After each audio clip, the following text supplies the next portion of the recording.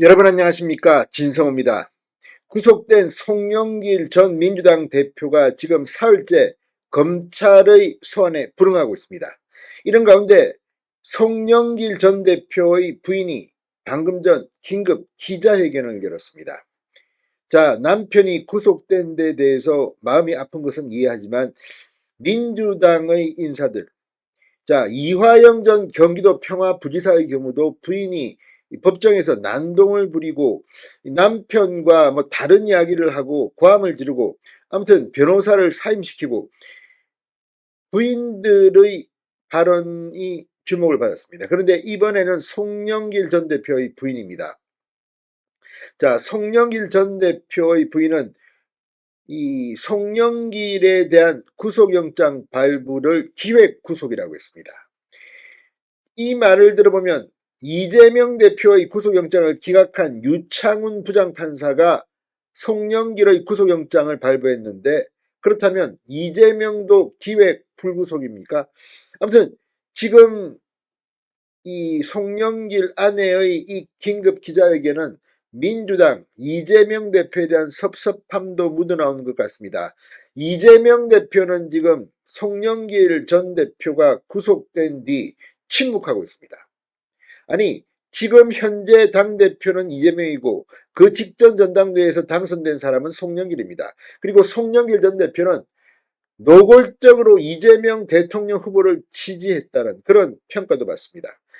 오늘의 송영길이 아니면 이재명 대표는 없었다는 말입니다. 송영길의 지역구를 물려받아서 지금 국회의원 배지도 달고, 아무튼 그런 이재명이 민주당 전당대회에서 돈봉투가 살포됐는데 지금 송영길은 탈당했으니 개인이라는 이 원내대변인의 입장, 그리고 민주당의 공식 입장은 없다는 게 입장이라는 민주당, 이재명의 침묵에 송영길의 아내는 섭섭했을지도 모릅니다. 송영길의 아내의 기자회견 내용, 이걸 보면 한동훈 비상대책위원장에 대한 발언도 있습니다. 한동훈 물병도 나옵니다.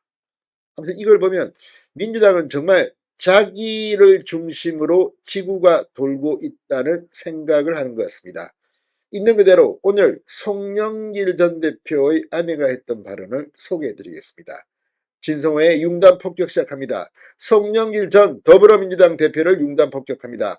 방송에 앞서 아직 진성호 방송의 구독자가 아니신 분은 붉은색 구독 버튼 눌러주십시오.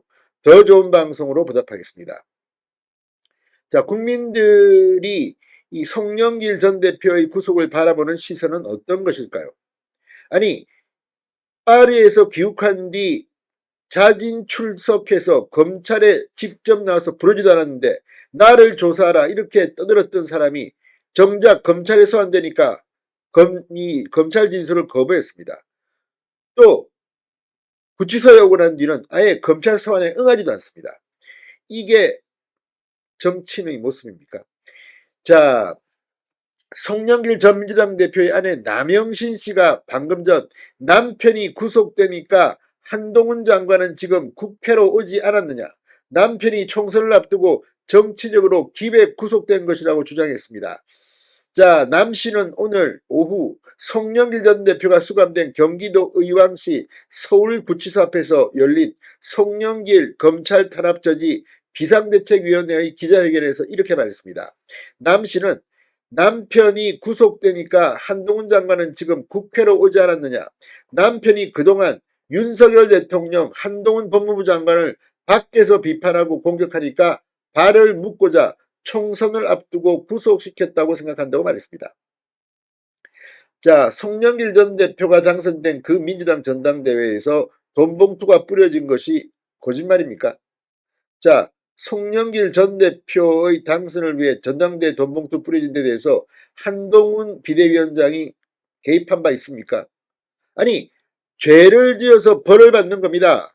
그리고 예단하지는 않겠지만 지금 상황들은 적어도 법적 책임은 뭐 떠나서 뭐 이것도 져야겠지만 정치적 도의적으로 전당대회에 돈봉투가 뿌려진 당시 당대표로서 미안한 마음은 없습니까? 이렇게 당당하고 이런 식으로 발언하는 것이 한동훈 장관이 국회로 온 거하고 무슨 관계입니까?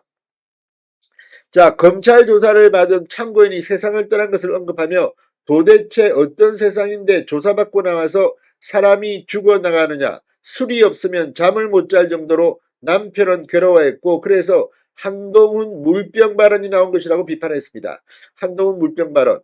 자, 지난달 열린 송영길의 출판 기념회에서 한동훈을 겨냥해 건방진 놈, 어린 놈이라고 지칭하며 물병이 있으면 물병을 머리에 던져버리고 싶다고 송영길 전 대표는 말한 바 있습니다. 이 발언으로 상당히 무리를 빚었습니다. 아니, 86세대의 선두주자로 운동권 출신으로 국회의원 또 인천시장 승승장구하고 당대표까지 됐던 송영길의 입에서 나온 말이라고는 믿기 어려웠습니다. 자, 남씨는 또 구속 전 피해자 신문 영장실질심사 당시 법원이 변호인을 배제하고 검사가 변경한 법리 구성을 바탕으로 서류 심사를 진행했다며 변호사 아내인 내가 알고 있는 원칙조차 훼손해가며 영장실질심사가 아니라 형식심사를 했다고 주장했습니다. 자, 그렇다면 이 구속영장 심사를 한 유창훈 부장판사는 어떻습니까? 이재명은 영장을 기각하고 송영길은 구속영장을 발부했습니다. 그렇다면 유창훈 부장판사가 기획 구속시킨 겁니까? 원칙도 지키지 않은 겁니까? 자, 지금 이재명의 열혈 지지자들이 유창훈 판사에 대한 이중자 때문에 대법원장 감이라고 하다가 갑자기 송영길 구속영장 태도가 돌변한 데 대한 비판도 나오고 있습니다.